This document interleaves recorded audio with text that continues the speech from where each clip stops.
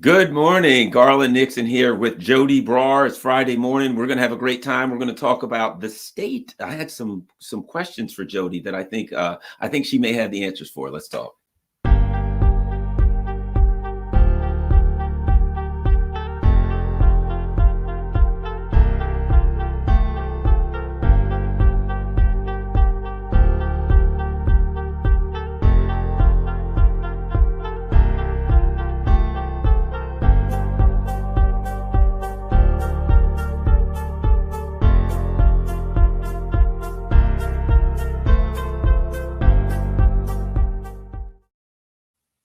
Good morning, all. Well, we are extremely fortunate today to have one of the great minds of our time on with us, Joti Brar. She is the leader of the Communist Party of Great Britain, Marxist Leninist, and we've got some questions that I think specifically Joti will have some really good answers for. So let's get going. Joti, and don't forget everyone, I'm on Rockfin, ROKFIN, rockfin.com/Garland Nixon. So at some future time, they decide to throw me off of YouTube, it's easy to find me, find all of my stuff. And of course, these brilliant pieces with Joti Brar. All right, Joti, let's get going. I'll tell you what I was thinking about. You know, we had this discussion, the state and revolution, and what is the state, etc. So in my discussions lately, one of the things I've been talking about is the Biden administration, and that people in America now understand that the government doesn't represent them, that the government represents the elite ruling class. And I thought, that's what Joti Brar was talking about with the state and revolution. So let's get into that for people who may have been misguided into believing that this neoliberal, this expansionist, warmongering, capitalist government in the United States, that we have democracy and the government represents them and someone's trying to steal our democracy. Talk to me about your understanding, your beliefs, your interpretations, your philosophy on the state, the government in this society, and who it represents and why. Joti. Thanks, Garland. It's not a small question, but luckily some very profound thinkers, much more profound than me, did some great work on this. So a lot of the really good work on the state is in Engels and in Marx, and then the fantastic Mr. Lenin, Vladimir Lenin, put this information together in a book called The State and Revolution. And he wrote that book in 1917. And it wasn't an accident that he wrote it then. He wrote it then because it was becoming a very pressing and urgent issue for the revolutionary masses in Russia at the time. So they had had one revolution. That revolution had deposed Tsardom and replaced it with a bourgeois democracy of the type that you have all over Europe and the West right now. And the question for the revolutionary masses was, is this enough? Is this enough to give us what it is we're fighting for, what we want, which is, of course, as we've talked about before, Garland, economic justice, right? Will I really be represented? Will my interests really be taken care of by this new bourgeois government? Can I, by voting for communists into parliament, can I get a parliament that represents the interests of the working class? Does having a parliament that's full of communists change the nature of the general, state machinery and how it operates? And so Lenin basically resuscitated a lot of the teachings of Marx and Engels on the state, which had been kind of buried by a certain type of fake Marxist who didn't really want to talk about this issue. And he brought it all back together and said, look, the reality is that a state is a recognition of class contradictions that can't be reconciled. So the state, Marxist teaching shows us, a Marxist understanding of history shows us that the state is not something eternal. It didn't always exist. I mean, if you stop and think about it, that's obvious, right? That in tribal societies, there's no state. There's no state machinery. There's no machinery of coercion whatsoever, apart from the kind of the court of public opinion, right? You can be ostracized for behaving in an antisocial way in a tribal society, but there's no machinery to force you into any type of behavior, into any kind of submission.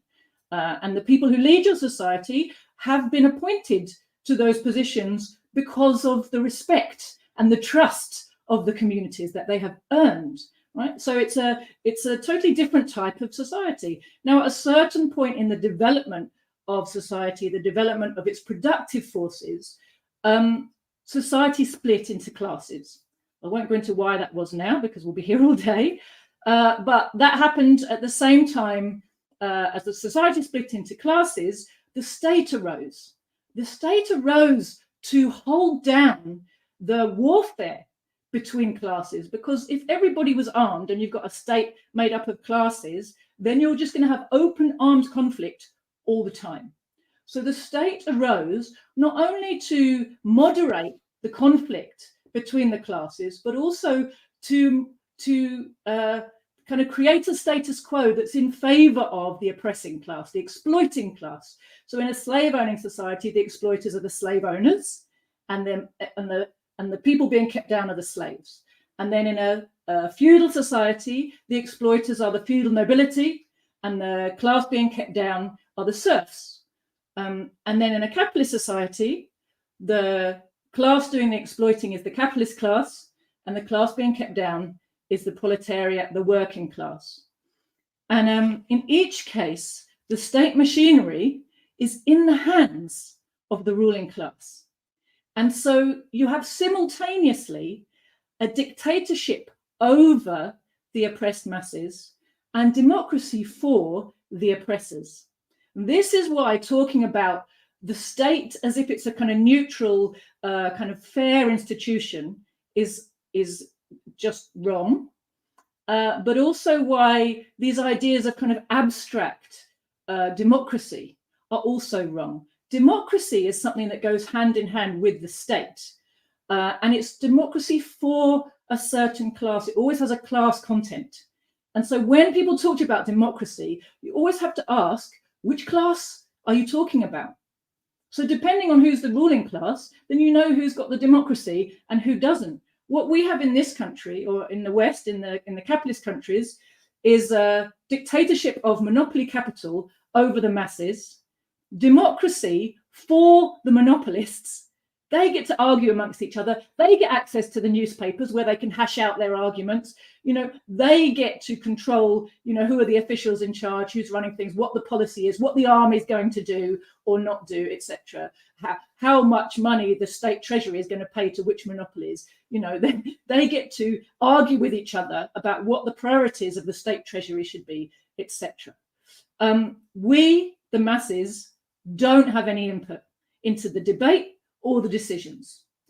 And the truth is that actually our whole machinery of bourgeois democracy, since the masses got the vote in particular, has become very much a sideshow for taking our attention and making us think that, number one, that we have a democracy that we're part of, and number two, making us believe that these personalities who are put in front of us, these front men for the system, are the people in charge, are the people making the decisions, running the country. That's always the word they use, running the country, they're running the country.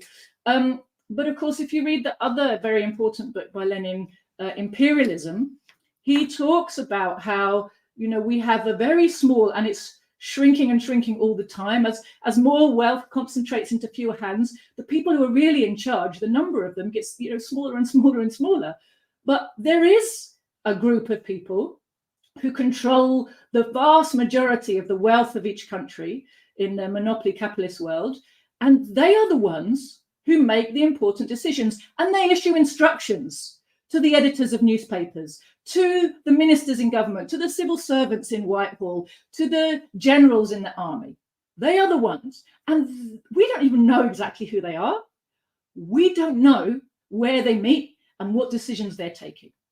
Right? So it's all going on out of sight. It's something that, one of the reasons that the US establishment hates Donald Trump so much is he pointed to this phenomenon that more people were becoming aware of.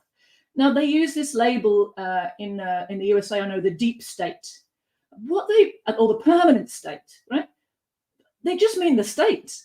They're talking about what Lenin was talking about, that there is a state machinery operating, which is not the same thing as parliament and bourgeois elections and all of the the tinsel. What did George Galloway used to use this slightly crude expression, but it's very illustrative. He used to talk about lipstick on the pig. Right? You know, there's a garnish for the system, and it's and a kind of machinery of prettifying and making us think. You know, and we have an education from very young, don't we, to encourage us to believe that we live in a democracy, we have these civilized values, we can participate, we can choose our leaders. No one stops to think about who decides the people who are going to be on the ballot paper. Now, you're getting a marvelous example in the USA right now, right in front of you, of, you know, again, this sort of insane hostility towards, you know, the evil communist millionaire Donald Trump. I mean, it can be quite hard to sort of get your head around why they hate him so much, apart from the fact that he's obviously a bit of a loose cannon. He's kind of disruptive to the smooth running of operations. But, you know, he has been targeted to the extent that, you know, they are literally going from state to state trying to persuade lawmakers that Donald Trump shouldn't be allowed to be on the ballot paper in the coming elections.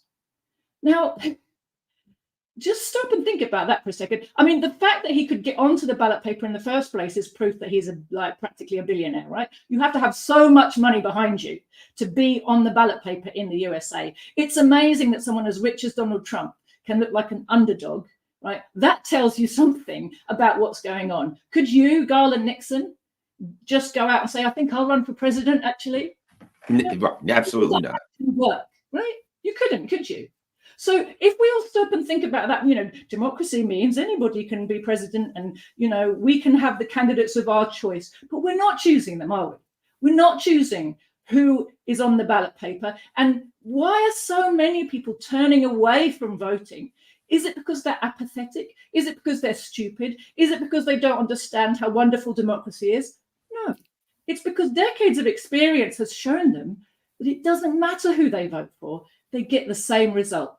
Why do they get the same result? Because it's a stitch up by the ruling class. Labour, Tory, Democrat, Republican, the ruling class is in charge. Well, that's interesting, and definitely, I can't see anything there that I would disagree with. Let me ask you this: in America, the ruling elite class got freaked out by January 6th, right? You're familiar with the whole January 6th thing, and basically, I'm familiar with it. I know people who were there as journalists covering it. And they said, in a nutshell, there were a bunch of people, mostly right wing, mostly that agreed with Joe Biden on foreign policy. They had, you know, Israel, pro-Israel, anti-communist, you know, all of the stuff that Joe Biden believes. They had these signs up. Okay. But they were, you know, working class to working poor, right? Working class, working poor, poor people. They went in, they wandered around for a while, and they went home. They went in the Capitol, wandered around, and went home. The ruling elite lost their mind over that and told us, quote, they attacked our democracy. Now, my position to anyone who says that is, you have to believe that we have a democracy in order to accept the premise that there was something for them to attack, which I don't, right? Your thoughts on the ruling elite's response, freak out, and attempt to make this, you know, this was like the Pearl Harbor for the, you know, for the liberals. So this is the worst thing that ever happened to them. A bunch of people wandered around with like face paint. They looked like they were going to a soccer match, you know, face paint and things like that.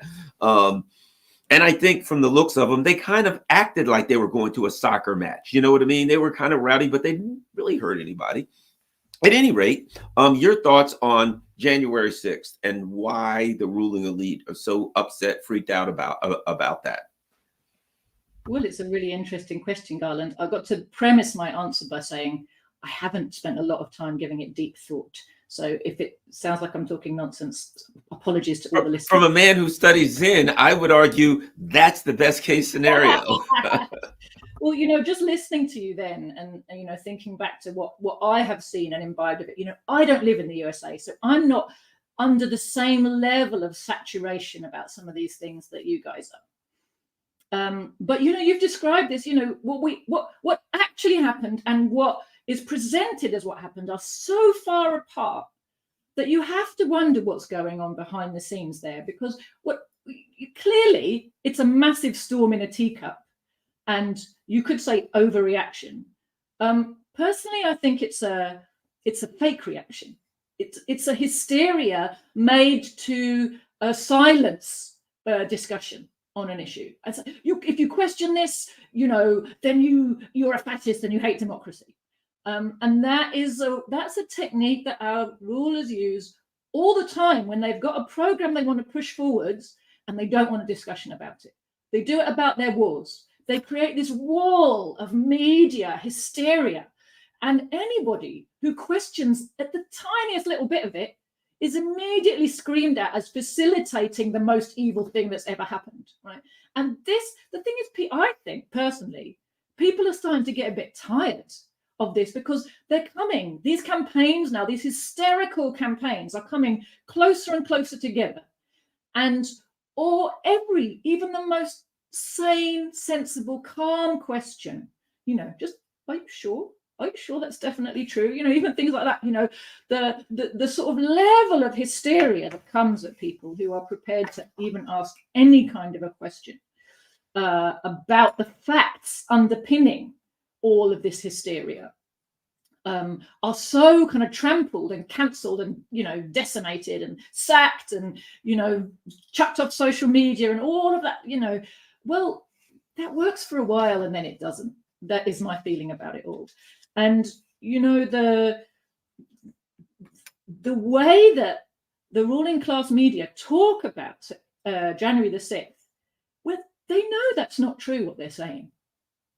I don't think this is them being terrified of a few people, as you say, dressed up kind of basically like LARPers, turning up, kind of politically naive, incoherent, not sure why they're there, not sure what they're after, essentially had the doors open to them, from what I've understood, doors open to them so they could come in and walk about. It was neither indicative of the rise of fascism, nor was it any kind of revolution, nor did it do anything to American democracy, whether or not that is a real thing.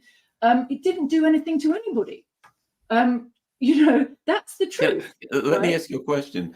Can I ask you a question? Because you thought about whether it was not indicative of revolution. To people of a revolutionary spirit, people who understand revolution, it wasn't. Right? It was, okay, these are people who, and if you really look at it, working class, working poor people, these were people who intuitively felt that something was wrong, that they've been had, right? I may disagree with them ideologically, but these are mostly a lot of working class and working poor people who had said, hey, something's wrong here, who didn't trust the government, who didn't trust the latest election. So they were saying, hey, I'm questioning. I don't know. I don't think this is a democracy. I think something's fishy here, right? So they intuitively knew that something was wrong. They may not have the answers and they may not understand it well, but they had I think the ruling class saw, oh no, these are the seeds of revolution. When the working class and the working poor start to show up at the Capitol and say, you lied to us, you stole the election, you're cheaters, which they're cheaters. And I think they smelled the seeds of revolution. And to them, they're always trying to launch a, pre-revolutionary counter-revolution. And that's their biggest fear, is internal uprising. So I think to them, it was, oh my gosh, the revolution's starting. And so when they said they're attacking our democracy and they're doing this to us, it was an attempt to convince the working class and the working poor that this pushback against the ruling elite was really a pushback against you. They're trying to take your ability to elect us, of all things. Your thoughts? Well, what you're describing there, Garland, you're right. That's something that's also very common. Whenever you have a section of the working class starting to move, starting to show some awareness that things aren't right, there will always be a big vilification campaign against those people and a very determined attempt to separate them from the rest of the working class who will be watching and trying to work out what it means and whether or not they agree with what's going on and all of that. So, you know, you could very well be right. Like I said, I didn't follow it so closely as you probably have, and I've heard a lot of different, you know, rationales for what went on there.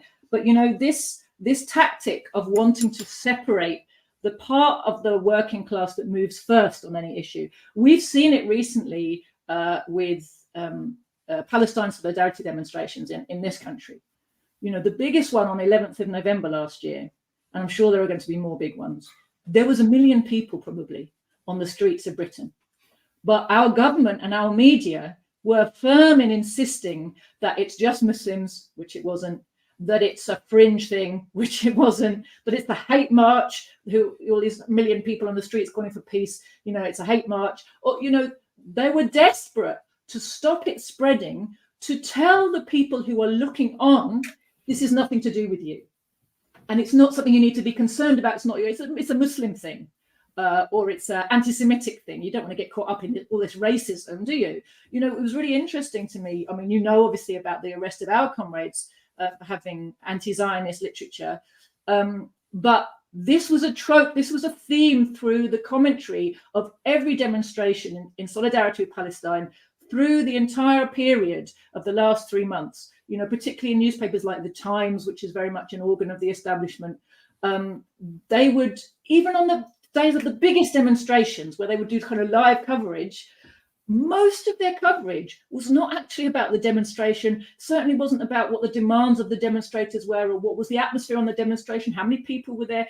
It was mainly focused on far-right groups who were turning up to kind of counter-protest, who were like little groups of 5 or 10, you know, pissed off looking blokes in corners. You know, it was nothing meaningful of any kind. They weren't doing anything. They weren't, you know, they weren't what the day was about. And then it would be a hunt for, find an image on this demonstration of 1 million people or 100,000 people that you can portray as racism and report on any arrests by the police for hate crimes. And so the whole narrative that the bourgeois media has been following about this big, you know, pro-Palestine and anti-imperialist movement has been, oh, it's hate speech. Oh, these people are racist. Oh, stay away from them. And I think that's what you're describing very much about the 6th of January, this sense from the media of like, stay away from these people. They're untouchable. You must not ask yourself why they've moved. And they've done this the whole way through with Donald Trump, haven't they? Because the thing about Trump's populism is, for everything that's wrong with it, there are real things he's tapping into. There are reasons why people are following him. He doesn't have the solutions to their problems, but he is doing the thing that populists are really good at, which is actually mentioning the problems. You know, actually identifying for people, you know, some of the things they've been sat there feeling increasingly frustrated about for years, sometimes for decades. You know, the fall in the conditions of their living, the export of industrial jobs, the sense that the political establishment is a massive stitch-up, that democracy is a fraud, that there's a deep state, you know, that's acting out of sight of everybody, that the media can't be trusted, fake news, right? Well, these are true things. These are things that the working class has been working out over the last few decades. And Donald Trump's appeal to many people is he says them out loud. It's also, of course, why the establishment really hates him, because he's breaking the gentleman's agreement, the quiet establishment consensus that there are things you do and don't say.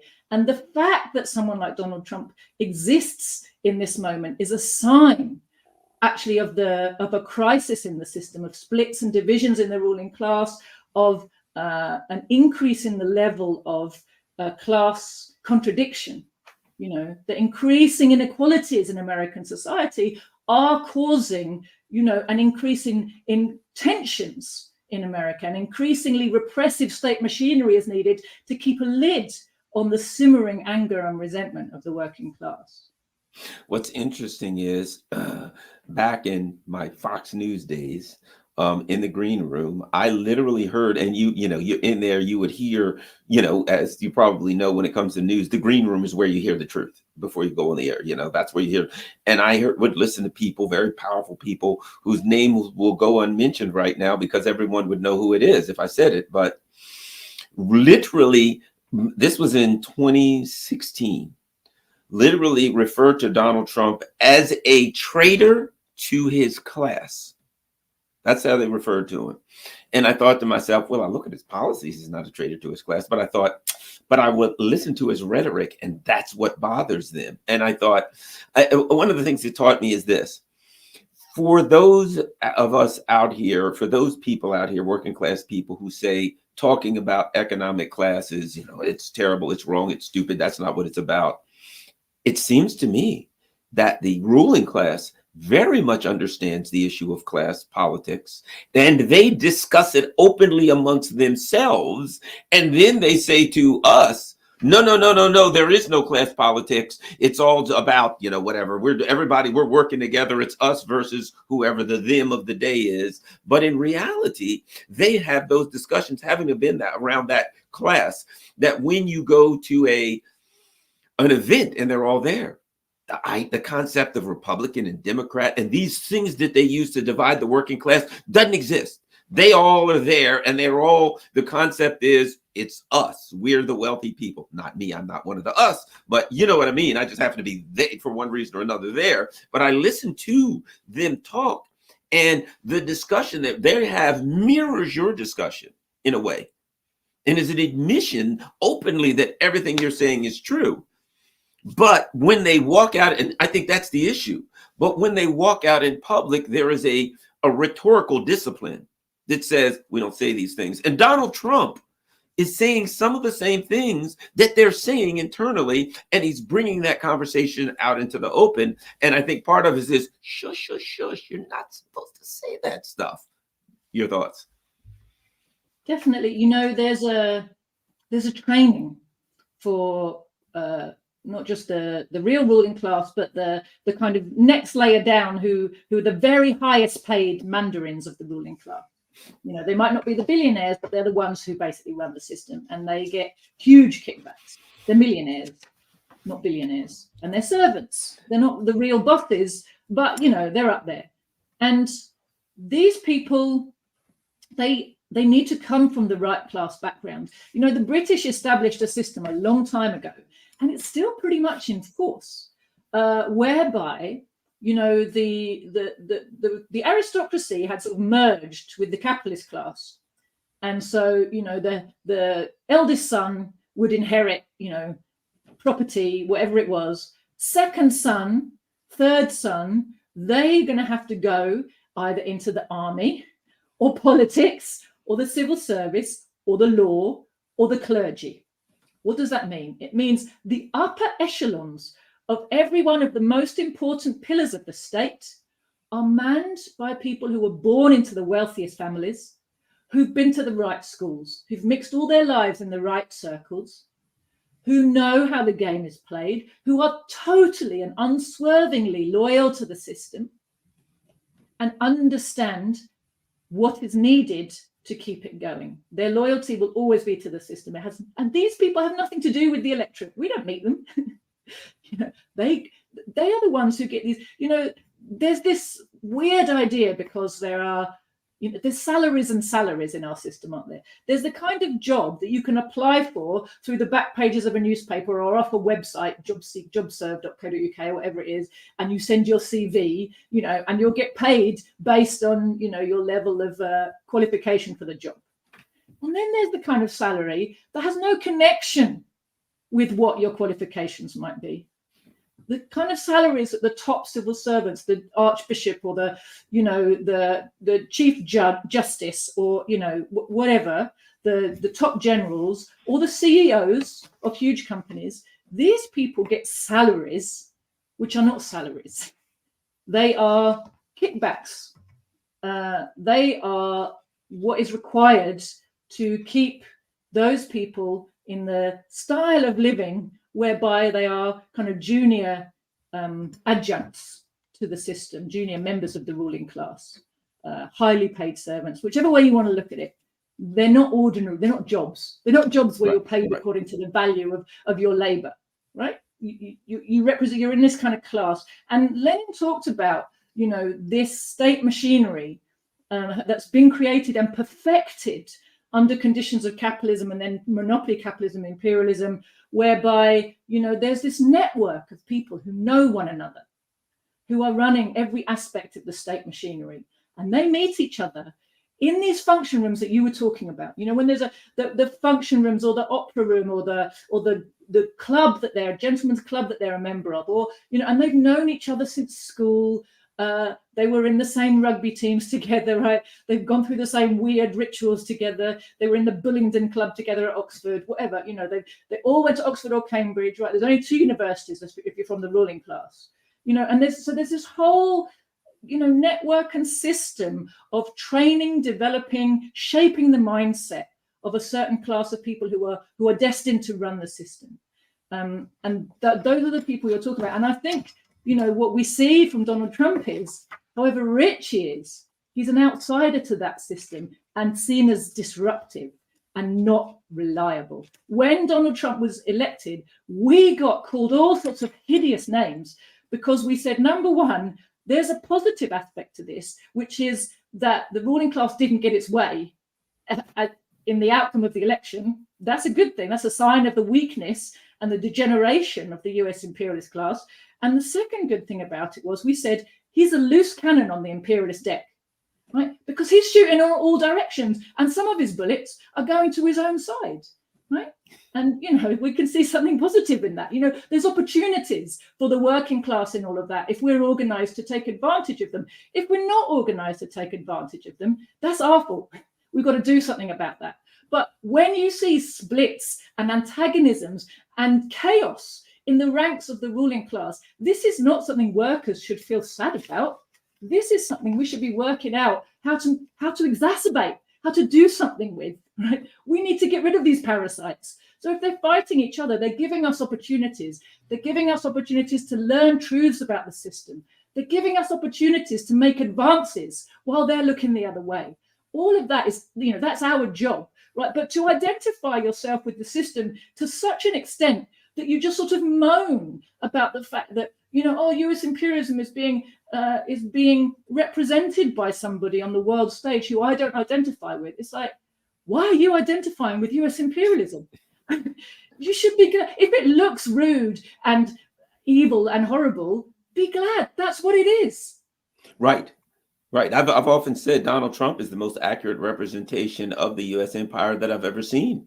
The perfect representation of the U.S. empire in some ways, when that he's crass and belligerent and pushy, and he'll say, we want the oil, we're taking the oil. That's the truth. They want the oil and they're taking the oil. He doesn't say we're bringing them democracy and freeing the people of country X. He says, we're taking their stuff.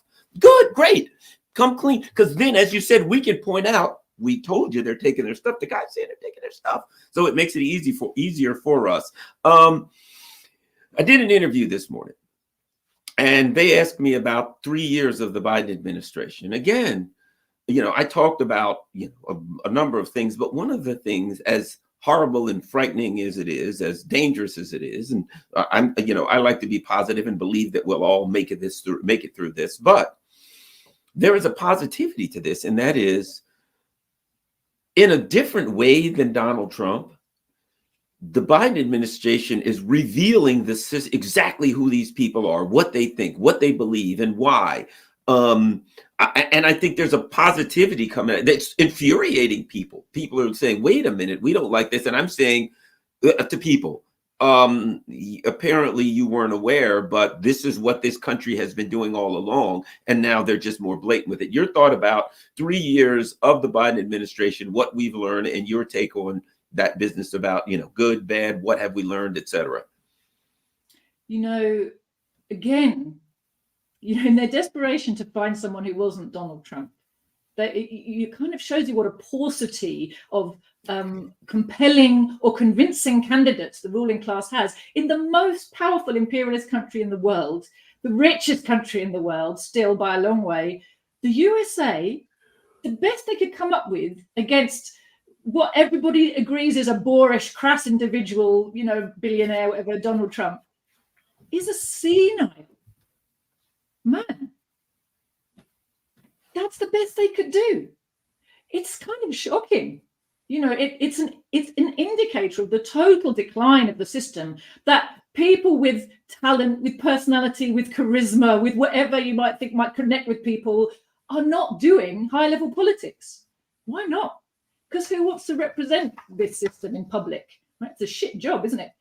You basically have to be a narcissist, and you basically have to be someone who's just totally on the take, right? Donald Trump fits the first. He's obviously quite a narcissist. You know, Joe Biden is the second. He's spent a lifetime on the take, and he's loyal. He's a safe pair of hands in the sense that he represents totally the establishment and those people who are 100% loyal to the interests of US imperialism, no matter what, and who absolutely despise the rest of the people of the world. They don't care how many of them die. They don't think that they're even human beings. Now, Joe Biden's always been like this, right? What's fascinating about his presidency is, on the one hand, he accidentally says out loud in front of people things that you're not supposed to say because he's senile. I mean, if I had much in the way of fellow feeling left for someone who's committed so many crimes, I'd feel sorry for Joe Biden, because it's really abuse of the elderly, isn't it, to put him in all these, you know, in the public light and point him in all these directions. And I'm sure he's medicated up to the eyeballs and whatever they're doing to kind of keep this dummy around to be the front person. But isn't he a perfect example of the fact that the president is a front person? He's not the one who runs the show. You know, the whole time that Donald Trump was running for office, he was telling them, when I'm in charge, everything will be different, right? He was playing on the idea that the president is in charge. I got the impression he sort of believed it. Yes. He got into office and started trying to be in charge of stuff and found out very quickly that he's not in charge. Right? That was what the Donald Trump presidency taught. I think it sort of taught Donald Trump a few things, but it definitely taught a lot of people who are watching and hoping for things from Donald Trump that he wasn't in charge. He didn't do the things he promised he'd do. Occasionally, he'd sort of try and do something, but if the ruling class didn't want him to do it, he wasn't doing it. He didn't get to do the things that he decided he wanted to do unless the ruling class agreed with him. And when they didn't agree with him, he didn't get to do it. So the president isn't in charge, right? So we learned quite a lot about that during Donald Trump's presidency. But are we not learning it on steroids right now? With this, every bit of footage you see of Joe Biden, the senile old man, is somebody trying to point him in the direction he's going. It's him trying to read what's on his cards or going off script accidentally. And, you know, you see his handlers like this, oh God, oh no, oh God, he's doing it again. He's not supposed to say that. We told him what to say. Just read the card, man. You know, so they are really underlining our point about how the system works, that you don't get to see who the people are who are in charge. I remember back at the time when Barack Obama was elected, and I've heard you talk about this as well, but I remember it very specifically. I remember writing about it. That immediately after his election, he was given a list of people it was Citibank, wasn't it? These people need to be in your cabinet. And guess what? They were in the cabinet. So who was in charge of that government? Was it Barack Obama, who we, you know, listened to him say hope change and obediently went and voted for him, you know? Or was it Citibank and JP Morgan and, you know, Rockefeller and, you know, whoever else are the people who give out the instructions from Wall Street? Let me ask you about this. Sorry about that. The U.S. empire, you know, we talk about the Biden administration, the Trump administration, who runs things at the top of the empire. But you have these, what are now, I guess, junior imperialist, junior colonialist powers from Japan, South Korea, Germany. And here's something that's interesting that I'd like to get your comment on. Right now, Vladimir Putin has between 70-80% approval rating. The Communist Party in China Up over 90% of the people in China support it, right? Venezuela, 60 some percent in a socialist government. Nicaragua, 75% approval rating of the government. So here's what we have. Olaf Scholz, somewhere between 12 and 14%. Biden, I don't know how they come up with 30%, but I'm in America. Trust me, he don't have 30%. We have the empire and its country and its vassals, whatever you want to call them, that the people that run all of them are despised by their people. And they're telling us that they have to set things right in the world by going after the countries that have 70, 80, 90% approval rating of their leaders. Talk about that. And in the context of Olaf Scholz and Rishi Sunak and these people who are going along with the US empire and ignoring the needs of their people to the point where their people pretty much despise them and recognize that at least they're not doing their jobs if they don't recognize that they're vassals of the US empire. I hope that's not too much and all in one. Well, you're really highlighting the lessons that we've been getting for quite some time about the true nature and value of so-called Western democracy, bourgeois democracy. That, as you say, it has no interest in solving the problems of the vast masses of the people. The ruling class serves the government serves the ruling class, the ruling elite, the richest in society. Not even the quite rich, only the very richest really get a say in how things are run. You quite often, even quite big capitalists who are just not as big as the really big monopolists have their noses put out of joint by the fact that, you know, the system's not being run in their interests either. You know, they're getting squeezed out and their money is going to pay for wars and subsidies that they don't really approve of. You know, so that is the nature of democracy in the Western imperialist countries, whether you are the main imperialist power or, as you say, now have become a junior imperialist power. I have to do a small pushback against one country included in the list there. You included South Korea in your list. South Korea is a colony of the USA. South Korea is not a junior imperialist country. Has a very lopsided economy, and every aspect of its life, socially, economically, politically, is controlled by the USA. So we have to take that one out of the list. So it's a slightly different case. I was going to say, I feel that way about most of the Asian, particularly Philippines is very, very similar. I've recently talked with someone from the Philippines and found out that in their, whatever you call it, the equivalent of their Congress, the US has NGOs all over the Philippines as they do everywhere else. And now I think they said there's 20 NGOs sit in their Congress. And when you vote, you have to vote for which NGOs you want to sit in their supposedly law and policy making body. So you can't get any more of a colony and a vassal than to have that. And of course, we know that 20% is going to control the direction of the other 80% of that policy making body. But yes, I'm with you on that one. Absolutely. You know, the Philippines it was a direct colony of the USA for quite some time, and after the official flag and anthem independence, the USA never left. And we see that it's always continued to be the main base in that part of East Asia in terms of military presence for the USA and sort of political domination. So yeah, anyway, coming back to what you were asking about. Oh yes, so you were talking about how democracy in the imperialist country reveals itself to the workers as a sham. And it is a sham as far as the masses are concerned, because as I said right at the beginning, there is no such thing as democracy in the abstract, democracy for all. In fact, the moment it becomes possible for the whole of society to really take an equal part, you're actually talking about a society that's so far in the future, we won't even need democracy anymore. Because the fact is that democracy comes as part of a state. And the state is a machinery of coercion. Now, we've always, up until now, had machineries of coercion, which were an exploiting minority over the exploited majority.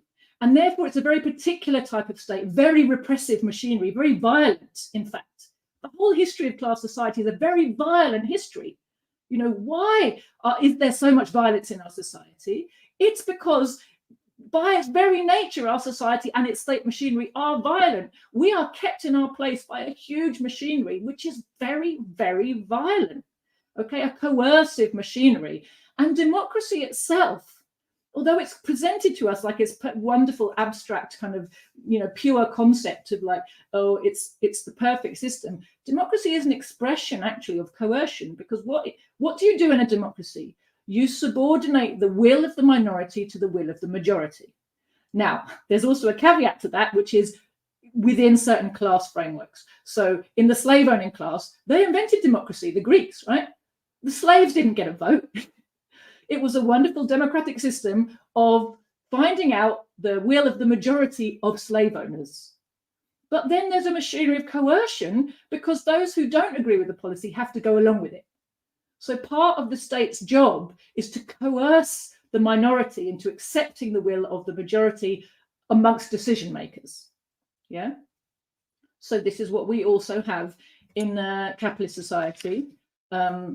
Amongst the decision makers, the majority get to decide and the minority have to go along with it. And part of the job of the machinery of coercion, as well as holding down the oppressed generally, is to coerce the minority into accepting the will of the majority.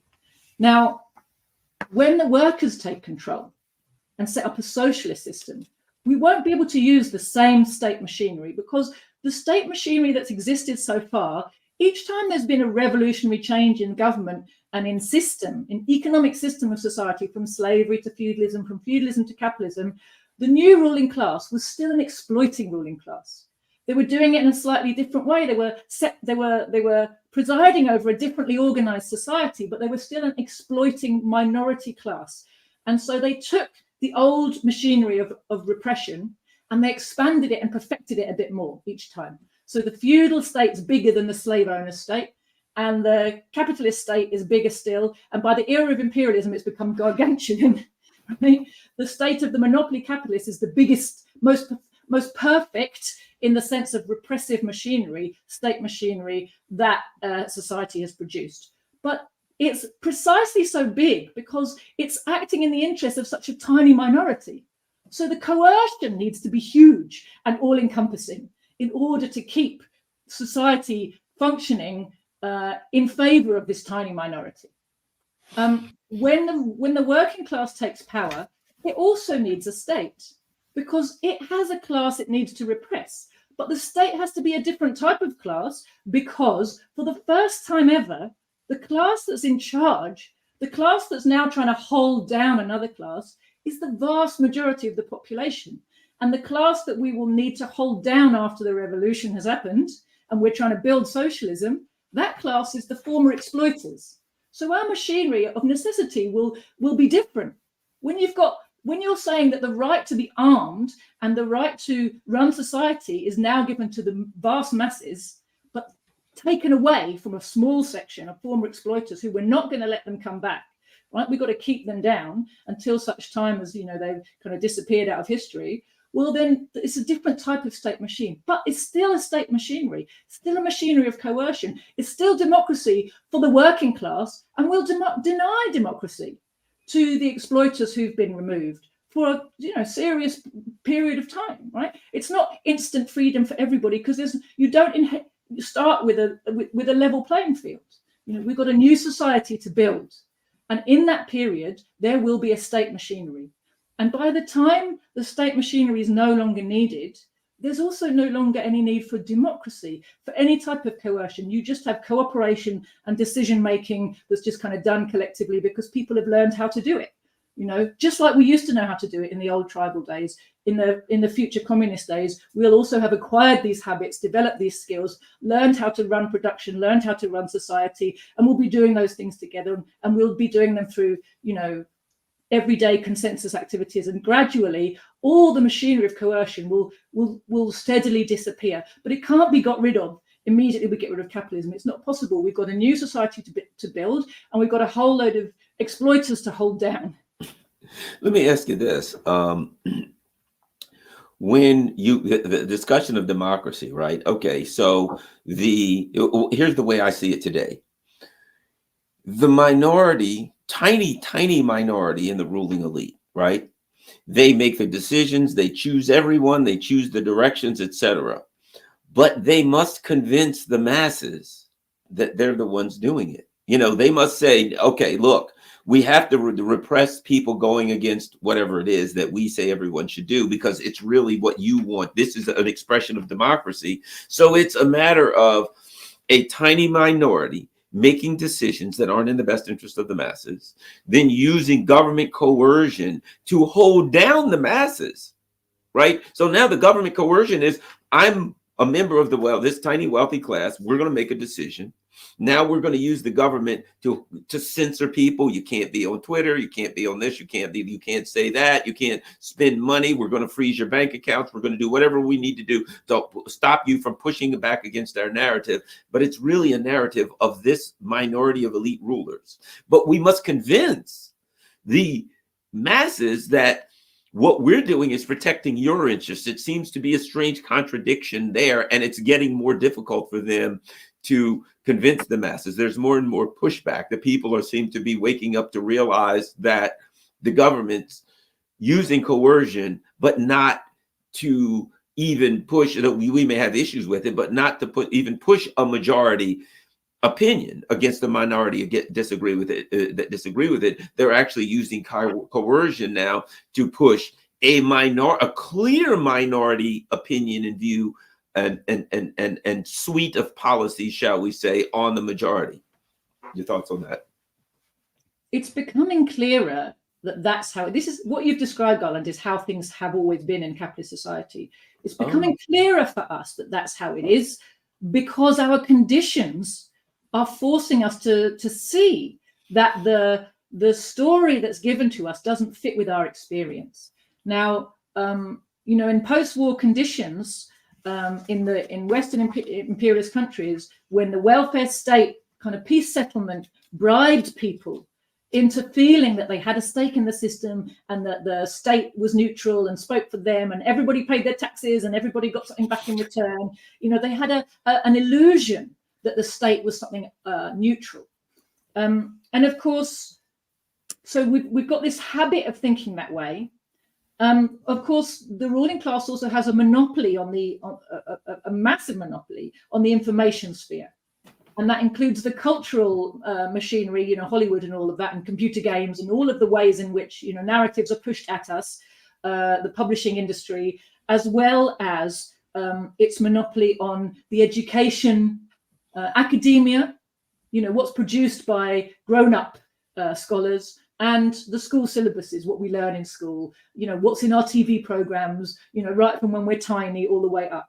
So they frame reality for us. They tell us what we think all the time. You know, they're polls that they do. You know, if you actually go and find out about how polls work, you know, it's laughable that people really think that they have some connection with reality. You know, the way they set the question, the people they ask, the small size of the sample, you know, they've got a million ways of making a poll kind of lean towards the answer they want to come out with, right? And if it doesn't, they generally don't publish the results, right? I know, I've known polls. They just keep doing polls until they get one that says that what they want, and then they release that one.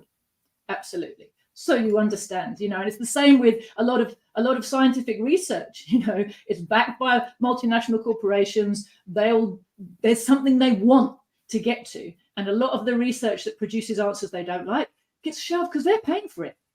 They paid for it, and therefore their product won't be brought into the public eye if the information that the scientists gathered on their paycheck didn't meet the needs that they're trying to serve with this research. They just shelve it. No, and the scientists don't have any say in that. They don't have any power, you know.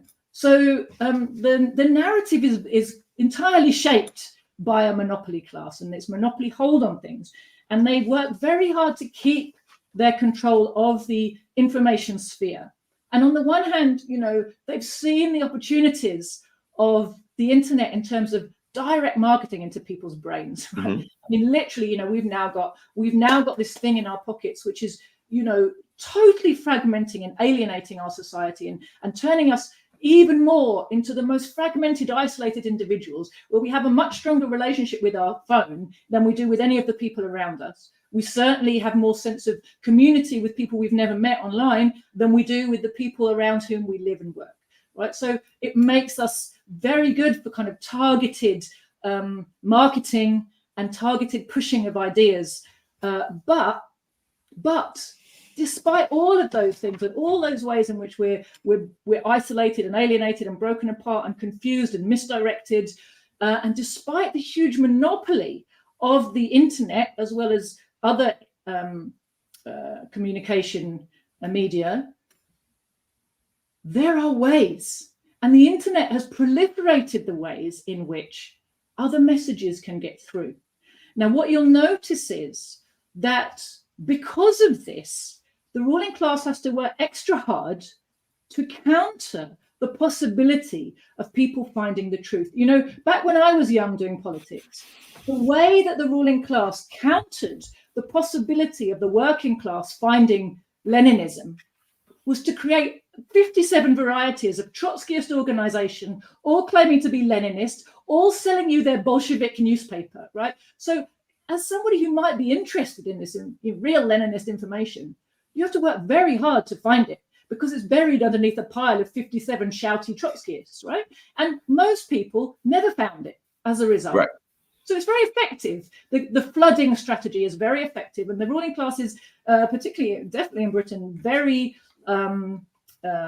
skilled and experienced in this strategy. Well, they've done a similar thing with the internet.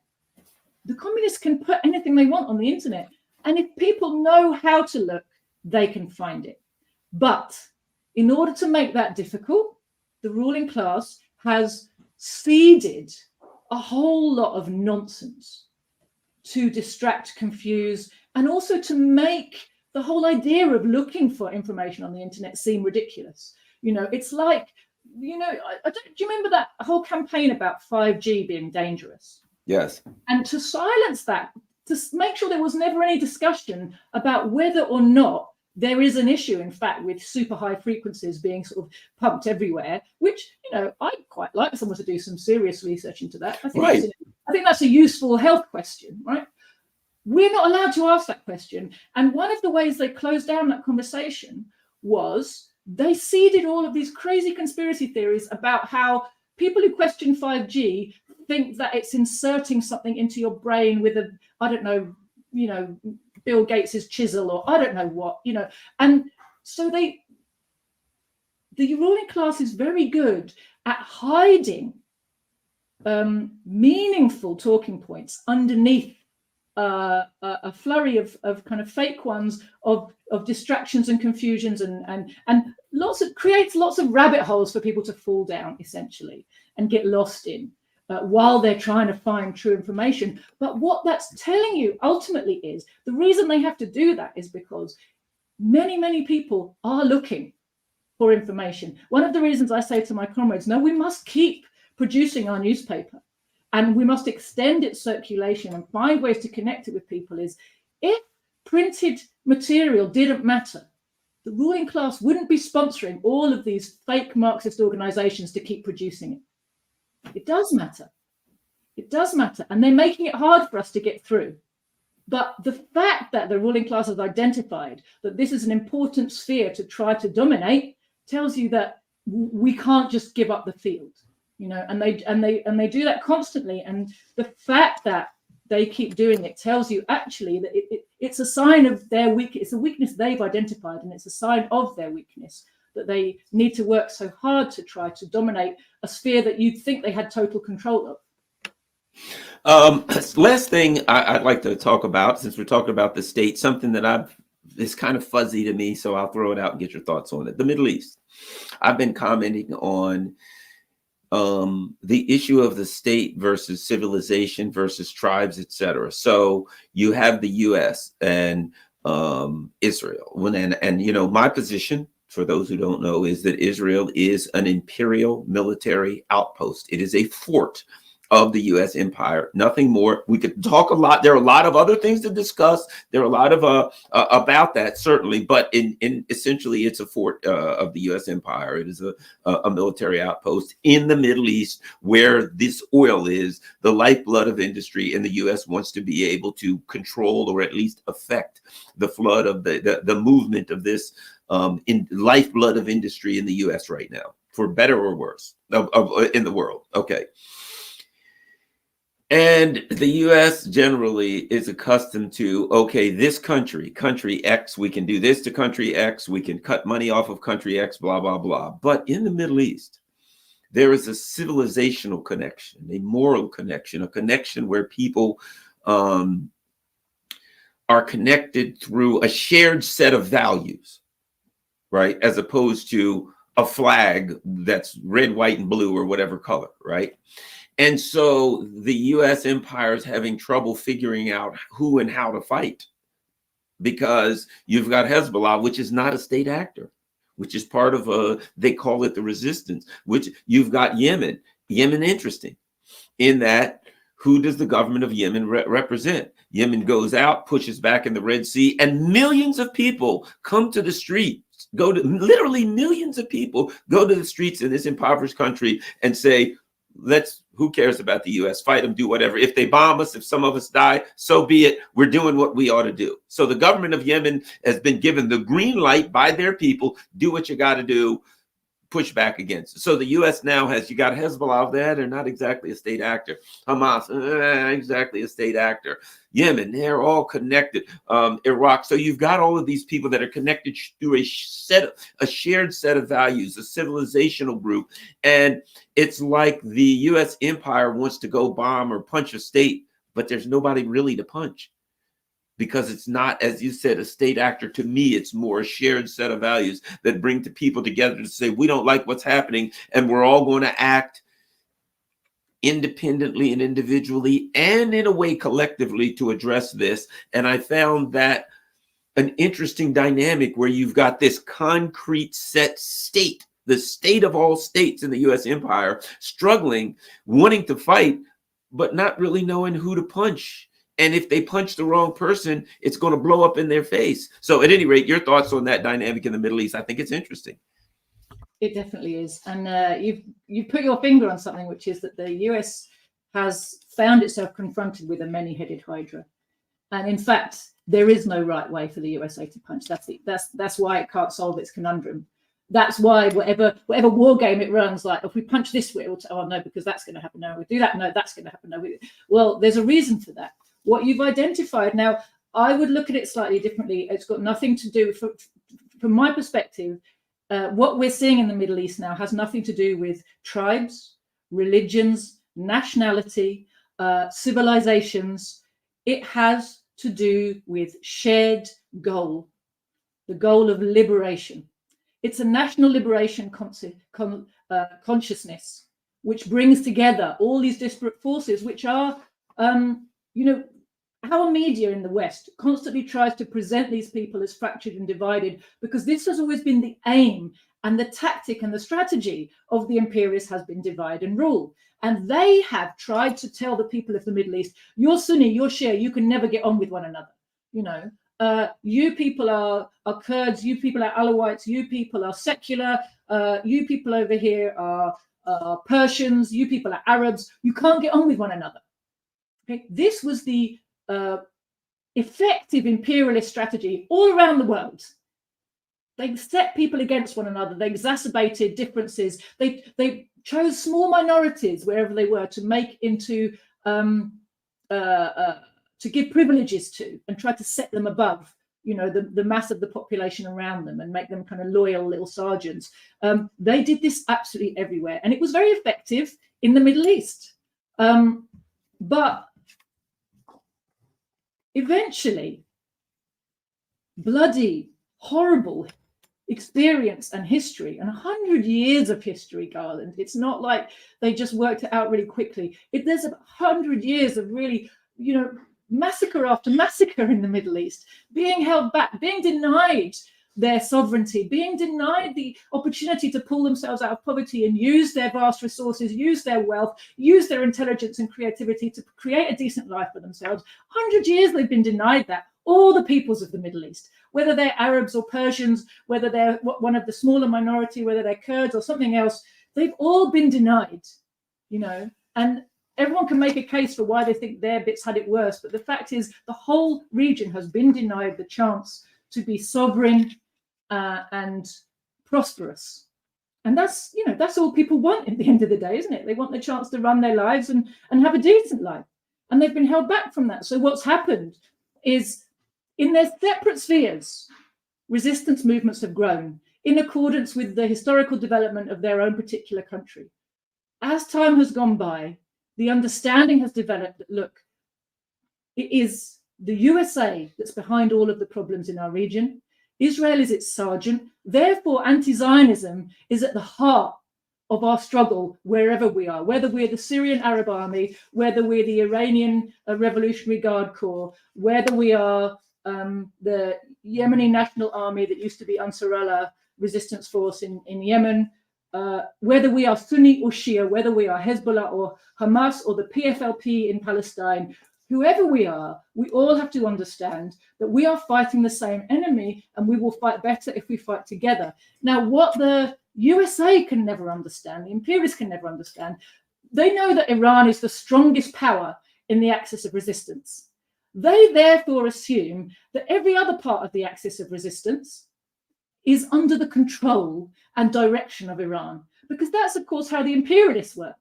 They project their own way of thinking onto everybody else. They're like, well, Iran's the big power. All these others are smaller powers. Therefore, they're all under manners to Iran. That's clearly not the case. Each one of these groups, some of these groups in Palestine are under no orders but their own, and they're just a small group of lads in a refugee camp who've organized themselves into a brigade. But they do have a shared objective. They do have a shared consciousness, which is anti-imperialist consciousness, national liberation consciousness. They share experience, technology, strategies. They watch and learn from one another. They're clearly learning from outside as well. I wouldn't be at all surprised if some Vietnamese or North Korean people haven't been, you know, helping out Hezbollah and Hamas when it comes to the art of tunnel digging. You know, this is not new to humanity, these ideas. And since it's not new to humanity, people have ways of learning from one another. You know, that is how the anti-imperialist world has always worked and is continuing to work. Ideas are shared and strategies and tactics are shared. And while no one is in overall charge of the anti-imperialist movement in the Middle East, clearly there is a shared goal. That makes sense to me. And the other thing I think that probably horrifies and befuddles the U.S. empire, and I think this is an issue. I think people are looking at what's happening in Ukraine, and they're seeing when I don't know what you want to call a peer power, a powerful country pushes back against the U.S. empire, that they can be successful. And they're looking at the Middle East saying, well, this isn't a powerful country. This is a group of resistance people, sometimes ragtag, sometimes not, who are pushing back, and they're having some success. It appears to me that the lesson that's being taught is it is possible to push back against the bully. And not only is it possible now, it's getting, for lack of a better term, popular internationally. You know what I mean? It's getting to the point where people around the world are starting to say, I'm in, let's push back against them. Yeah, over here, let's push back against them. Yes, it's starting to spread around the planet, I think. A revolutionary spirit, shall we say. There is definitely a tide of revolution sweeping across the globe, and it's lifting up all kinds of people and movements that have been struggling quietly and in an isolated way in different places. Now they're starting to feel if I may interrupt you for 1 second, I'd like to add something to that. Something just popped into my mind based on, as soon as I looked at the once again looked at the, and I really apologize, but I think this is important. In the State and Revolution, Lenin talked about how the state creates the dynamics for revolution. You know, you push down, and sooner or later you keep pushing down, something's going to push back. The US empire has gotten so overt in its coercion, in its economic coercion, in its military coercion, that rather than one country or the leaders of a country oppressing its people to the point where the people in that country now, you know, revolt because their standard of living and everything has been pushed down so much. On a international scale, the US empire seems to have created a dynamic for like world revolution, in that rather than just doing it in their country, they're in the entire world, they're creating that same dynamic for revolution. That's what I thought about, but at any rate, I want to throw that out to you. Sorry about that. Continue. No, definitely, Garland. And, you know, since the fall of the USSR, since the USA felt that there was no longer a peer competitor in the world that it had to worry about, and all it had to do was make sure that none could ever rise, but that there was no one who was capable of squaring up to it. It was dominant in every sphere. You're right. The whole machinery and mentality of US imperialism became so arrogant and so sure that they can just dismiss the action of masses wherever they are, because nobody's as big or as strong as us. But, you know, two things have driven this. The fundamental factor that's underneath everything we're seeing today is the economic crisis of the global capitalist system. And we must never forget that. You know, it will burst out again sometime very soon, I'm sure, in ways that force itself onto our attention, make us realize, oh my God, this system is bankrupt. Our rulers are so rich, but their system is failing completely because of the intrinsic contradictions that are part of it. Right. So because of this crisis, because of the crisis of profitability, the desperation to try to save the ability to make profits, our rulers, and particularly the rulers of the US imperialism, are pushing for war, pushing. They've got to destroy places that stand up against them, where they're not looting as much as they could be or want to be. These places that are in their way need to be destroyed. Okay, and this was the framework for the aggression against Russia, which wasn't started by the Russians, right? It was started by US imperialism. It was started in 2014, and even the trigger for the SMO last year was actually a buildup of NATO forces outside the Donbass. They were getting ready for an acceleration of what was happening there. So Russia didn't start any of this. This was all a Western, United States-led imperialist provocation.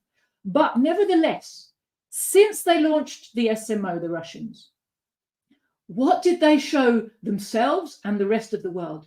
The hollowness of all of the arrogance and threats of the USA in today's world, that this is not the same world as 40 years ago. The USA is not the triumphal dominant power that it once was. It has become something else, and its power has become hollowed out in ways we didn't realize. We didn't realize that all this military spending wasn't resulting in overwhelming superiority on a real and actual battlefield. Right? Huge military spending, but nobody's quite sure what it goes on. And when those armaments are actually tested against a peer competitor and not against people with Kalashnikovs and flip-flops, it turns out they're not so great after all, because they haven't been focusing their attention on fighting a peer competitor. The military-industrial complex have been focusing on how do we make the biggest possible profits, and the US military machine has been focusing its attention on how do we keep down occupied peoples in areas where we're trying to overthrow their governments, you know, small counterinsurgency operations and all that, asymmetrical warfare, blah, blah. So they haven't been maintaining the machinery they used to maintain and the type of training they used to maintain when they thought they might one day have to go to war with the Soviet Union, which they understood was a peer competitor, was able to fight them, you know, man for man and weapon for weapon. They let that all go, but they kept the mentality that says, we are the kings of the universe. Nobody can come up against us. We are everything. Well, Russia showed that it's not true. And first of all, they showed it economically. Huge rounds of sanctions against Russia at the beginning of February, March, April last year. And clearly, the wave of propaganda and the wave of sanctions was supposed to do a kind of economic and propaganda blitzkrieg that would just destroy Russian society, bring the people to the streets and get President Putin out of the Kremlin. What happened? The opposite. The opposite happened. And what we've all discovered, all those of us who are watching on, have seen how during the last 20, 30 years, while the USA has been swaggering and threatening to use its power, economic and military power, against anyone who stands up to it, those people who realize we're going to end up in the crosshairs of this lunatic, this rampaging idiot, we've got to prepare. What happened? The Russians have been preparing since 2014 to be more financially and economically independent from the West. It was pushed on them, that decision. But once they realized we're going to have to reorganize our economy or we go down, they started to do it. Same with the Chinese. You know, these rounds of sanctions wars that steadily ratchet themselves up, actually, they just motivated two countries which have immense capability to be sovereign and independent, that they should be sovereign and independent financially, economically, and also motivated them to reinvigorate their military. Because everybody knows in a world with aggressive imperialism, the only way you stay sovereign is if you can defend yourself under attack. That lesson has been learned very clearly since 1990. The peace dividend was shown to be a lie extremely quickly. Even before the Soviet Union fell, the West was, you know, fighting a war against Iraq, right? And they never stopped launching wars after the fall of the Soviet Union, precisely because they felt like there was no one to get in their way. Well, the launch of the SMO and the lessons that Russia taught the world about the truth of NATO imperialist combined economic and military power have been very important at a time when, you know, for various reasons in various parts of the world, struggles are coming back up again because they're forced to, because the inflation crisis, which is hitting the West, is hitting the rest of the world even worse. People can't just suck it up when inflation is 40, 50% on the basic staples of life. You know, it's not possible. You know, so all of this is feeding, as you say, this rising national liberation tide. And on top of that, you know, we always had this understanding going right back to the very earliest days of the anti-colonial liberation wars, asymmetrical warfare. If you have a motivated population who believe that right is on their side and are guided by an ideology and a shared vision that strengthens their determination, in the end, they can't be beaten. Even if you have overwhelming technological superiority, but your troops will never have the same motivation the enemy has. You can wipe out 4 million Vietnamese, you can wipe out 5 million Koreans, but you can't win the war against those people because they have a motivation that you can't match. And they're fighting for their homes, and you're fighting away from your home. You're fighting for domination and racist genocidal control. They're fighting for liberty. And you can't stop that. And we saw the same thing in Afghanistan. And we are now seeing the same thing in the Sahel. We're seeing the same thing in the Middle East. You know, look at those small groups of resistance fighters popping up in separated refugee camps in the Bantustans in the West Bank now in Palestine.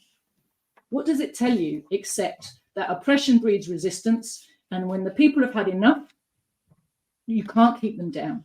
You know, and that's what we're seeing absolutely everywhere right now, I think. Joti Brar, tell everyone where they can find you and find all your stuff online. So you can follow me personally. That's my name, Joti Brar, on Telegram. I'm on Twitter as well. I think it's Joti2 with a number 2 Gaza.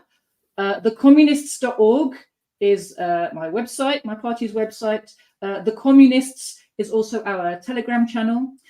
You can also find our work with the World Anti-Imperialist Platform at Platform News on Telegram, or what's it called? WAP News, WAPnews.org on the internet.